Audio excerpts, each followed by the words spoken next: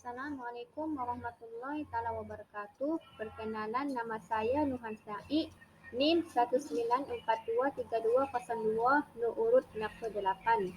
Pada kesempatan hari ini, saya mau presentasi UAS Studi Kelayakan Bisnis. Pada pertanyaan yang pertama, apa yang anda pahami dari PI, PBP, NPP, IRR, dan ARR? Jelaskan bagaimana kelima indikator di atas dapat meyakinkan investor dalam melihat keuangan sebuah bisnis. Yang pertama, Profitability Index atau PI merupakan perbandingan antara nilai arus kas bersih di masa yang akan datang dengan nilai investasi yang telah dilakukan. Jika besaran nilai PI kurang dari 0, maka investasi tersebut tidak layak untuk dilakukan rugi. Payback periode atau PBP adalah suatu jangka waktu yang dibutuhkan untuk mengembalikan modal dana yang sudah dikeluarkan oleh para investor. Para pebisnis dan investor lebih sering menggunakan cara payback periode dalam menentukan atau mengambil keputusan investasi. Apakah perusahaan tersebut layak untuk diinvestasikan ataupun tidak? Untuk itu dibutuhkan pemahaman terkait cara menghitung payback periode itu sendiri. Jika suatu perusahaan atau proyek memiliki payback periode yang cukup lama, maka akan menjadi kurang menarik di kalangan para pebisnis ataupun para investor. Selanjutnya, Net Present Value atau NPV merupakan selisih antara penerimaan kos di masa yang akan datang dengan nilai investasi yang telah dikeluarkan untuk melakukan kegiatan investasi itu sendiri. Jika NPV besar dari 0, maka kegiatan investasi ini layak untuk dilakukan. Namun jika nilai NPV kurang dari 0, maka investasi tersebut tidak layak untuk dijalankan. Ada banyak hal yang harus dipertimbangkan dalam penghitungan NPV, antara lain biaya investasi, biaya pemeliharaan, serta proyeksi keuntungan di masa yang akan datang. Terus, Internal Rate of Return atau IRR.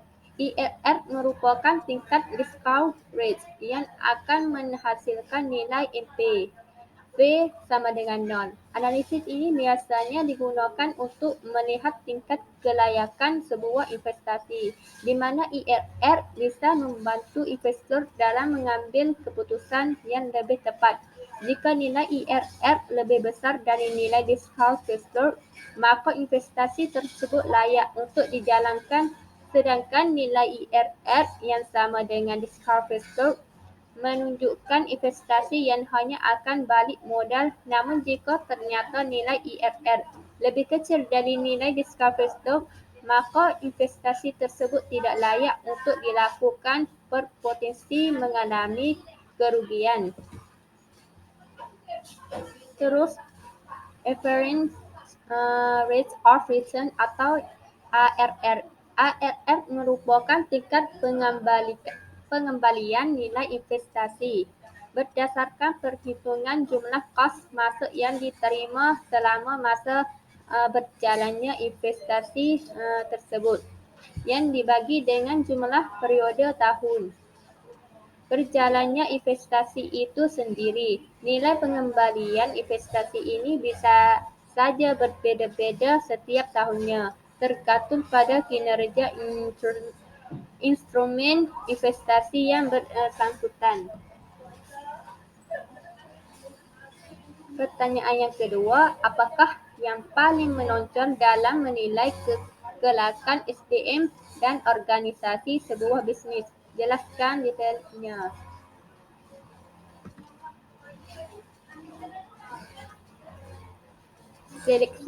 Proses seleksi adalah serangkaian langkah kegiatan yang digunakan untuk memutuskan apakah pelamar diterima atau tidak.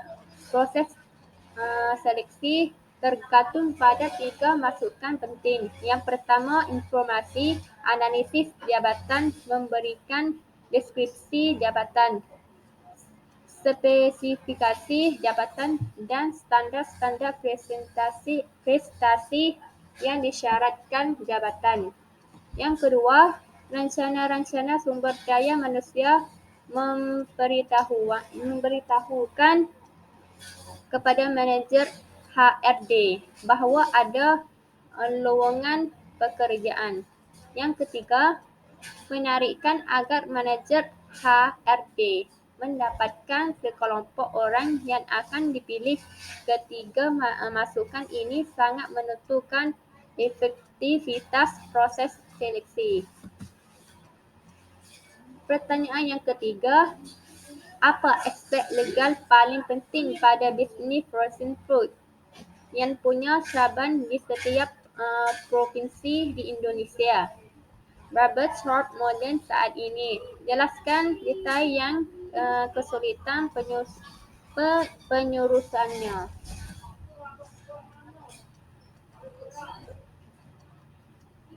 Surat izin edar dari BPOM. Ini penting, yang paling penting sebelum memulai bisnis frozen food. BPOM adalah sebuah badan atau lembaga yang berwenang dalam mengawasi peredaran produk obat-obat dan juga makanan di Indonesia. Sangat penting memiliki izin edar dari BPOM atas sebuah produk obat-obat, makanan, kosmetik ataupun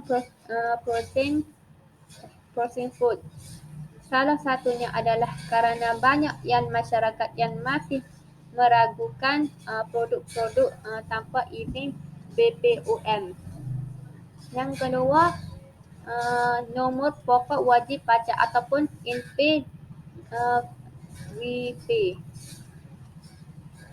merupakan kewajipan pajak yang diberikan kepada wajib pajak yang telah memenuhi persyaratan subjektif dan juga objektif yang telah diatur dalam undang-undang dan peraturan perpajakan. Pertanyaan yang keempat, apa yang anda pahami dari legalitas sebuah bisnes dilihat dari sosial masyarakat dan lingkungan hidupnya? Jelaskan dalam sebuah contoh.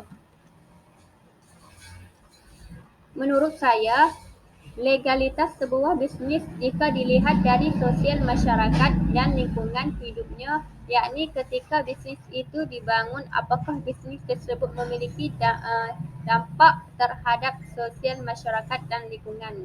Contohnya, ketika sebuah perusahaan ingin membangun usaha makanan di sekitar lingkungan, jadi akan menyebabkan buah bauan dan sampah memengaruhi aktivitas masyarakat dan lingkungan. Dalam hal ini, berdasarkan legalitas usaha terpenuhi kerana adanya memengaruhi terdapat masyarakat dan lingkungan. Wabillahi taufiq wal hidayah. Wassalamualaikum warahmatullahi wabarakatuh.